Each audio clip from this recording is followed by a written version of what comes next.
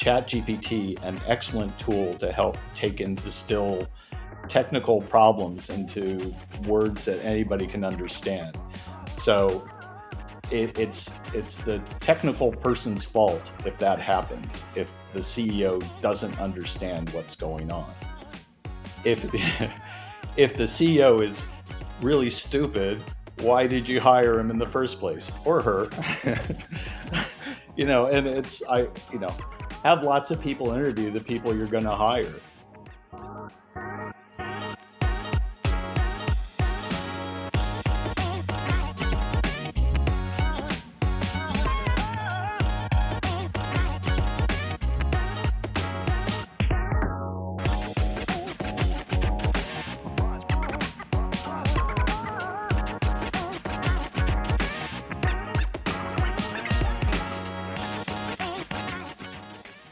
Hi everyone, welcome back.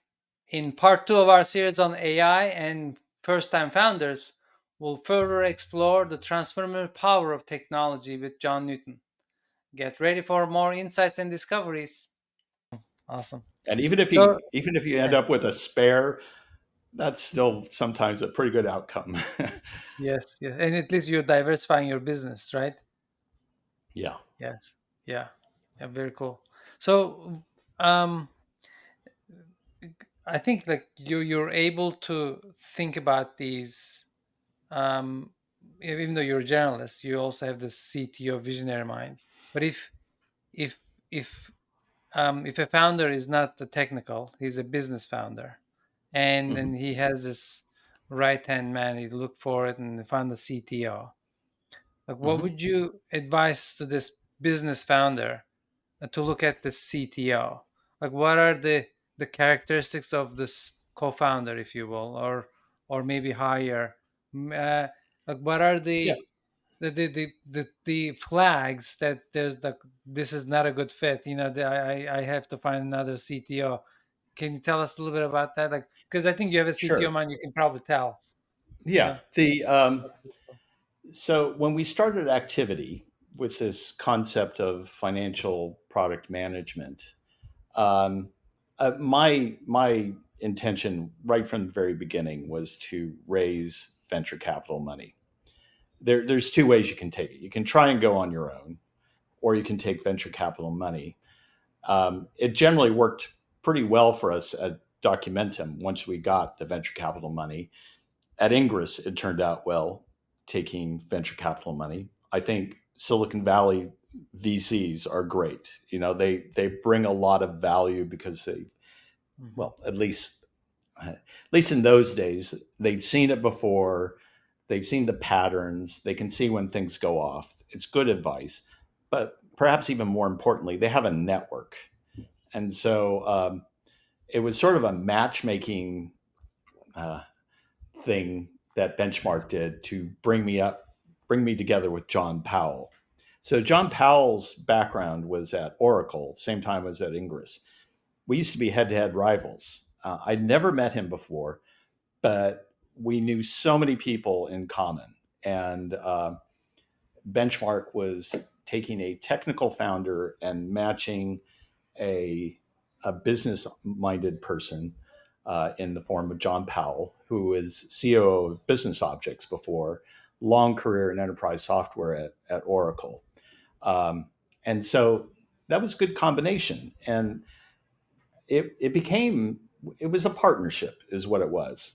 But I also made it really clear that John was the boss. John gets to make decisions. Doesn't mean I won't argue with it, but he gets to make Mhm, mhm. he gets to make the decisions. And you have to respect that if you're a technical founder, is that you can't make all the decisions, and you're not always going to be right. There's different perspectives that are important for being able to run the business effectively. So um, John knew how to build a sales organization. I didn't know. I watched a sales organization be built, um, and I kind of know what's there, but I wouldn't consider myself an expert in building sales organizations. So, and then between us, I think we built up a good partner network as well. And then we hired the right people to build up the marketing uh, plan as well. I certainly helped out in there, but ultimately, business execution was John's responsibility. Technical vision, product direction was my responsibility. So I focused on what I was good at. John focused what he was good at, and it makes for a much better company as a result. That's extraordinary. And I've got to ask this question because I faced it, I face it, and others. John, how do you make sure that the CEO isn't held hostage by the technical brilliance and the bits and bytes and the lingo that a business person may not understand, even though he's the CEO or the founder and has outsourced or and at a certain point brought in a technical leader, so that when the technical leader says, "Oh, we're delayed," and the CEO goes, "Ah, why are we delayed?" But he doesn't know what to base it on, and then he has to take the CTO's word that the product is delayed. Yeah, because LLM was hallucinating, and then I have to go fix that for the next 3 months, and our roadmap is bad. Well, trust is built through communication. So things generally don't just pop up. You have a constant dialogue and let people know what's going on. Also, you can't underestimate how important culture is in those environments. If it's a collaborative culture, if it's a trusting culture, if we build that up, then a lot of those problems don't happen often. I won't say that they'll never happen, but that helps deal with those things. And as a technical person, your responsibility is to translate this into a form that is understandable. Um, I have found ChatGPT an excellent tool to help take and distill technical problems into words that anybody can understand. So it's the technical person's fault if that happens, if the CEO doesn't understand what's going on. If if the CEO is really stupid, why did you hire him in the first place, or her? And it's I have lots of people interview the people you're going to hire. So if it's if it's a business person first and you hire the technical person, well, it's your responsibility to hire a technical person who can do that, who has the capability of communicating effectively, and let them know that it's their responsibility to communicate. That's a beautiful answer. And absolutely, because there's no way that business leader will ever know to the extent the CTO knows all the bits and bytes. It's not even possible. Can I change a question? I've got some questions that I prepped, John, and I'm really intrigued. Growing these businesses, all of those hours, all of that sacrifice, work-life balance always comes into play because these younger people are doing burning both ends of the candle. how Yeah. how did you manage your priority? How did you oxygenate? How did you get any form of decent relationship with your family? Okay, so I think it's part of Stephen Covey's 7 Habits of Highly Effective People is keep the end in mind. Um, what he normally means is what's on your epitaph. what do you want people to remember you for? And there's probably a little bit of that. And I bet some people are thinking, that's my motivation. It'll be on my gravestone or whatever. Trust me, it won't be. But Or but if you keep the end in mind of what are you trying to accomplish with this, it helps keep you going. When things get tough, because they will get tough. And so I think that between well, I only got married toward the end of the English years. At the beginning of Documentum, I thought, oh, we just got to go hell for leather. It's everything is just going to be tough. We actually made people sign a piece of paper before they joined saying, you will spend a minimum of 60 hours a week working on this job. And so they signed it, so the expectation was really clear. And I didn't have kids yet. Well, anyway, it ended up being about 80 hours a week. It was crazy. And it was very different doing 80 hours a week at Ingress and 80 hours a week when you start to have kids. Then it's very different. But when I had children, that's when I stepped back and I actually ended up prioritizing my family more. It's like, uh, do I stick around for this socializing event or do I go home? I made the decision to go home and spend time with the family. That's not the way my wife would describe it. She said I was always gone, but that's what I believed I was doing, and at least what I was trying to do. And part of that, keeping the end in mind, is what's the payoff for your family too. In the end, there's the payoff for you. What do you want to get out of this? But what's your family going to get out of this as well? Out of everything I've done, my family has done very well. I at Documentum, I built up a trust fund, and they got anything they want. Not that they're allowed to spend it all. Absolutely not. If you're listening, you're not allowed to spend it all. It's highly controlled, but you can get what you need. Uh, also, you know, I'm also, writing this you know, down for my girls. all right, yeah. So also, I'm here in the Virgin Islands. That was part of it as well. I had my own coach for a while, and his advice was, it's like, where do you want to be? Visualize yourself. Where do you want to be? And there's a few moments in my life where I can just visualize things. And by the way, certain things like the North Shore of Kauai was something I had in my mind. An image of a sailboat, just sailing by near Lumahai Beach. That was a vision that I had, as well as an office sitting. Well, right now, you can't see what I see, but I see the British Virgin Islands. I see water and whatever. That was part of what I was visualizing, what I was trying to do. So I'm keeping the end in mind. I'm trying to aim toward that. But also, I think the company itself, keep the end in mind for the company. What is the company trying to accomplish? And we had a specific goal. It was like actually all started at a baseball game at Documentum when we were hiring the person who ultimately became our CEO, Jeff Miller. And he was trying to decide between two companies. So we're sitting there at a Giants game in San Francisco, and I just remembered what Steve Jobs told John Scully. It's like, what do you want to do? Do you want to sell sugar water to kids, or do you want to change the world? And so I came up with our own flavor of "Do you want to change the world?" speech for him, and he would recount that at all the user groups and sales meetings and whatever. I said, you know, with all the information we're collecting, we can take this bit of information, this bit of information, and someday a scientist is going to put them together, and that will be the cure for cancer. Well, who knows? Maybe some of the cures for cancer came about because of what Documentum did.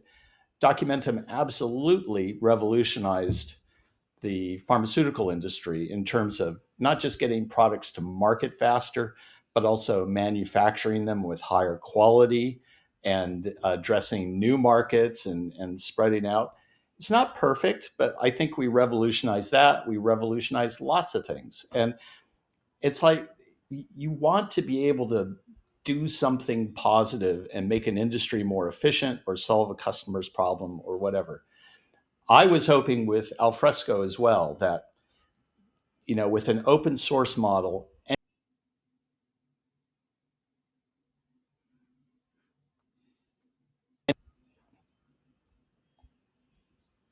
we had a slight glitch there. It's okay. Anyway, so we have anyone in the world who needed a content management system would be able to do that. And uh, watching the statistics on the downloads, it happened right away. We were being downloaded in every single country in the world except a couple of places in Africa. And I this perhaps somewhat controversial today, just given circumstances, but I just thought it was really interesting when I saw the Palestinian Telephone Authority using Alfresco to do what? I don't know, but I just thought it was kind of interesting that they're not going to be able to go out and buy a Documentum for sure, but lots of places were able to do that. Um, and then lots of bad people were able to do it too, but you take your wins with your losses. Yeah. Fantastic. It's great to see the reality of what you went through. Would you give any advice right now to those who are even scaling their business? Yep, you got to do as many hours as it takes to get your business to grow. Would you give them that advice? um, Before I gave that advice, I would probably advise, are you delegating effectively? Because that is sometimes very hard for founders, is to realize that yes, somebody else can do that job. um, I'm watching, there's a new program, I think it's on Hulu or Netflix or something. It's about the murder of Abraham Lincoln, and it's the Secretary of Defense that takes over the murder inquiry. And his wife's telling him, "Why is it you can never delegate?" and and you're watching this thing. It's fascinating. What? How are they going to catch John Wilkes Booth and whatever? But why the heck is the Secretary of Defense solving a murder, even if it is the President of the United States? Well, are you trying to solve murder, or can somebody else solve that murder for you? I would bet somebody else can probably solve that murder much better than you can anyway. So delegate, delegate, delegate before you spend all of God's hours, and make sure that you're keeping your family's end in mind as well before you make that. Does that mean you're not going to you're not going to be spending hours and hours? Well, you probably will be spending hours and hours. You might be taking that trip around the world. You might be uh, missing some school event or whatever, but do that with all due care and deliberation before you actually go and do that. So, um, I think do take time for the work life balance, but keep the end in mind in terms of what you're trying to accomplish. Would you be able to do it without you spending that time, and you've already delegated everything that can possibly be delegated? Yeah, I think I want to get back to that visualization, because I don't want it to be just one of the things you said. I grew up like that. I really believe in it. Excuse me. My mom taught me, when with my sister and I, on the May 5th evening, we always sat down, we drew what we want out of life. We Hmm. drew it ourselves. And then we would fold that and then put it under the rose bush. In the morning we would pick up and then take it to, like some kind of river or ocean, so that you're giving to the universe. My Hmm. family still does it every year. And I have some things on my window right now. But it is very powerful. I can't stress enough how powerful that is. Just like imagining where you want to be, and nah, so Yeah. I wanted to stress that for the founders listening in. It's more than um, just John, what you did. It's more than that. Yeah. Well, that's very interesting. I like that story about actually drawing it out and then giving it back to the universe. I just have not done that. Um, I have a feeling I know why I do this, though. Why do I visualize? Why do I do things? I believe I am a visual person. I can't prove that. Um, but I find Myers Briggs actually a really interesting introspection model, as well as an interpersonal dynamics model as well. I, I'm kind of middle of the road in many different things, and but one thing that's different is I'm off the scale intuitive. When it comes to intuition dimension, that is by far my most dominant characteristic. And it's, I can be proud of it, but it's also something you have to be aware of, because I'm also one of the first to say, when it's like, well, how do we know this is going to happen? I would say, at least in my mind, it's intuitively obvious that this is what's going to happen. I've already made the connections, and this is what's going to happen next. Um, so you should check that. So if you ever find yourself saying that, check it. Yeah. Use it, live it, but also question it. So you have to be, the opposite of intuitive is sensing, I believe. And sensing, I just use the word skeptical, because I found everyone who's sensing is skeptical. I hate skepticism. It drives me nuts, but it's important, just like Yeah. the skeptics hate it when I say it's intuitively obvious. So I think that is part of the visualization. The other thing was, there's the future forecasters thing. I'm trying to remember the name of the website. I haven't been very active on it, but you have to take a test to go on super forecasters or something like that. I You have see. to take a test before you go on there. And I'm above average intelligence. I'm not blowing it out of the park or whatever, but there's some things I'm stronger on than others. But the one thing that was also off the scale was abstract thinking. So I think it's tied to that intuition side. And I think that abstract thinking manifests itself in visualizations. So that's what Yeah. I think. Yeah. If you can't do it, I don't know what to tell you, because I think it's just you're born with it, as far as I can tell. Yeah. Yeah, Yeah. but So you like when you were telling these stories, John, like every other word is like a tangent to another topic. Like you mentioned Stephen Covey, but yes, you have some Stephen Covey stories, don't you? I do. I do. But John's are really good. I like it a lot. Ike's referencing the fact that I am in Cubbyland, surrounded by all of his children and his domain geographically happens to be stone's throw away from my house. So I have a okay, lot of influence, a lot of expert consultants, and very academic turned business uh, coaching world right around here. Which leads me to that whole topic about, you said, how do you grow the business? How do you balance? You said delegate. And so here's the question, because you've grown sizable organizations. What does it take to make sure that the company scales? Because everyone starts off scrappy, then they learn to delegate, like you said. Hopefully, they learn to delegate. But how do you continue to successfully scale? yeah. So sometimes you don't. Sometimes things just conspire against you. But I said constantly roadmap, and that's not just product; it's the company.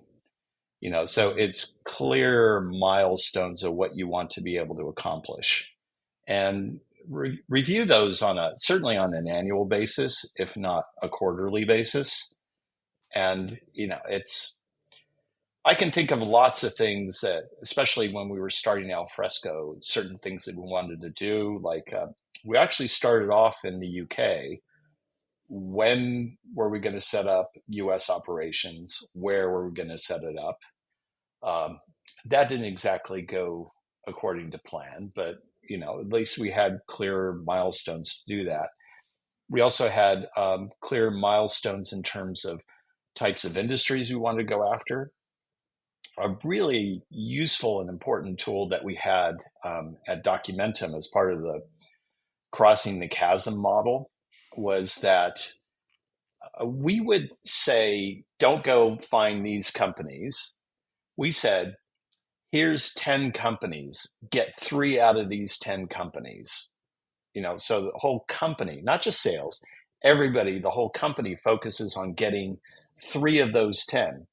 Let the salespeople guide you in terms of what's got traction. But once you get the 10, then get 10 out of 25, then get 50 out of 100, and just step by step. It's got a level of discretion that you can delegate to people to figure out, okay, where's the best way to go.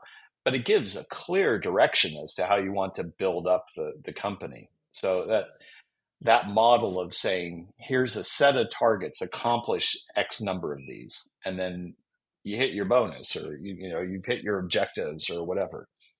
I'm not necessarily a huge fan of objectives in general, because I think they end up distorting behavior sometimes.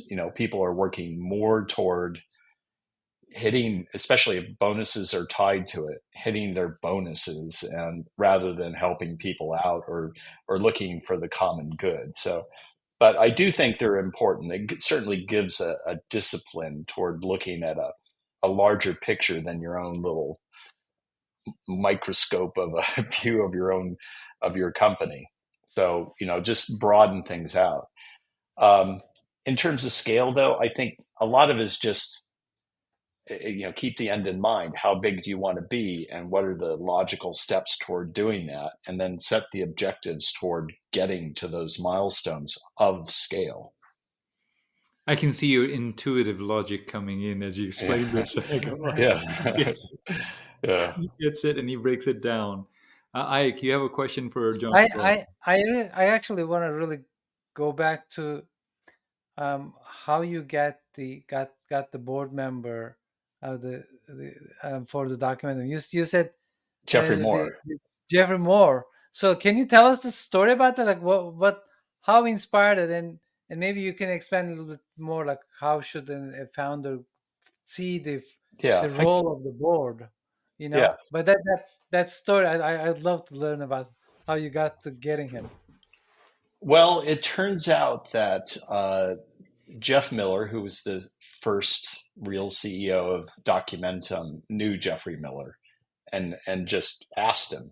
And I think the fact that before Jeff had even joined, we were already on the crossing the chasm path, that must have been pretty compelling, to Jeffrey Moore to be able to go and do that. But,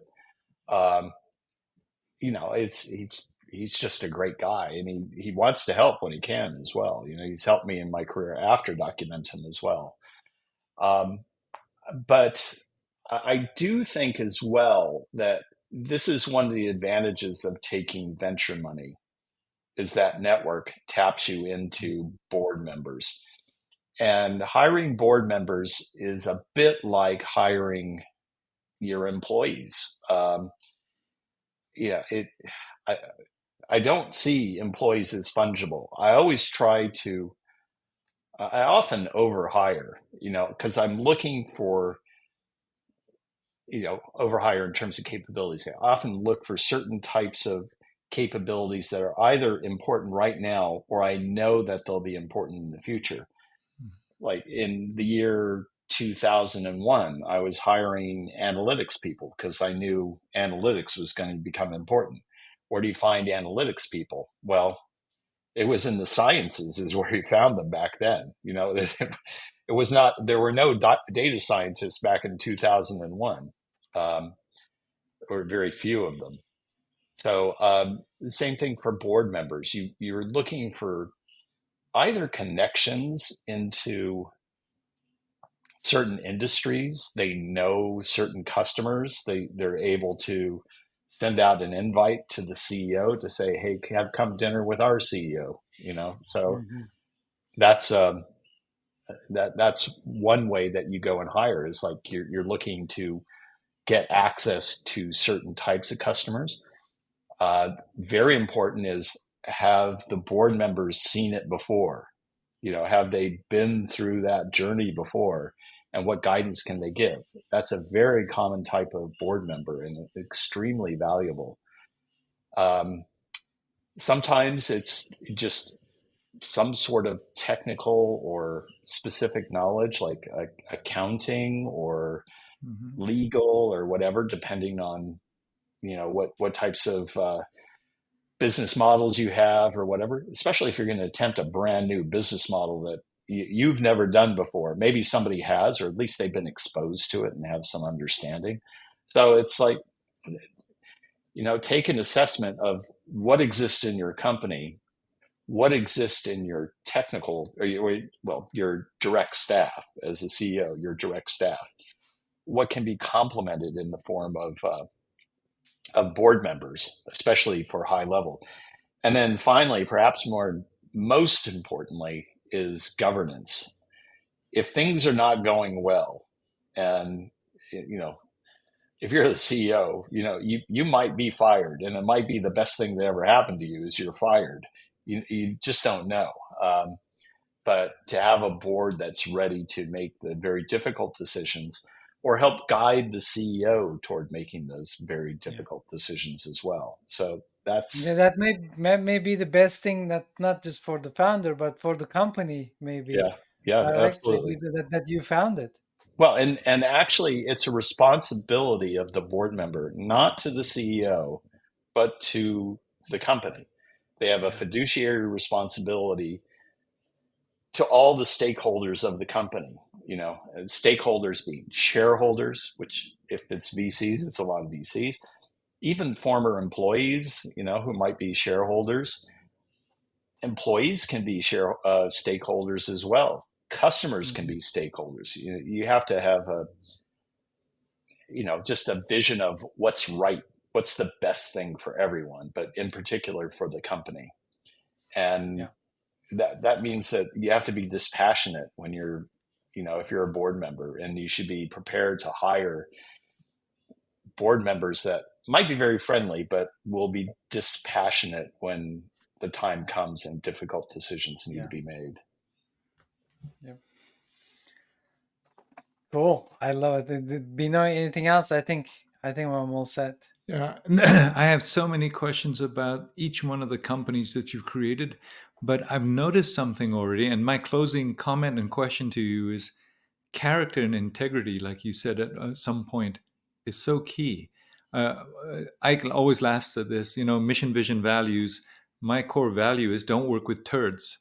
It's a simple Yeah, core yeah, value, but you realize that no matter how competent they may be in their field of expertise, if they don't have integrity, if they don't have the inner drive to do what's right, it's very yeah. hard to find a partner. Um, a guy who used to work for me, Dave Gingell, just retired, and so he talked about Documentum being the best place he ever worked.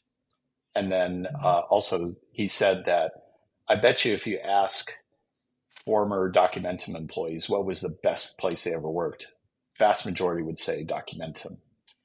Um, that may be true. But I found that at all the companies I've worked with, people have enjoyed, working in these companies, and I don't put it. I'm sure I have something to do with it, but it's not me. We might be laying down the foundations for what happens, but I think just naturally we have no turds built into us because it's just no fun, just working in that sort of environment. And the no a-hole type of concept was not, I'd never heard of that in the 80s, when I started my job. But early Ingress was a great place to work and to learn because education was important. So there's a certain values. In fact, in some ways, it's almost like every time somebody tries to write down those values and the mission statement and all that stuff, ends up having the opposite effect. What was there before was probably better because there's like a core group of people that, as long as you all Mhm. share common values, things will probably get along fine, and you're creating a set of DNA that will follow the company through. And when companies spin out, they in turn will have that DNA as well. You see that over and over again in the Valley, and you'll see it just in the tech world, all around the world now too. So thank you, John. That was Sure. tremendous. I'm so Okay. glad we had your time today. Thank you, thank you. Yeah. And for all that you've done in laying the foundation for, in both cases, for both of us, the businesses that we had in the past, because of Documentum, that we were Okay. able to create Yes. a branch of the database world of DMS, CMS, whatever. So Yeah. very familiar with that. So thank you for And your then in Okay. you, Great. the impact on me was on FSL was great. I had the technical idea, but I didn't know the business model. Mhm. And my first business model was Alfresco. Alfresco's business model, I emulated it. It was a Okay. I remember that day because I was in the dark for a few months, like how to create the business model. And once I learned about Alfresco, it was like the epiphany moment. Like this is the business model, and that Well, helped me that's create good. my company. Yeah, So thank you so much. that's good. I'm glad we could help.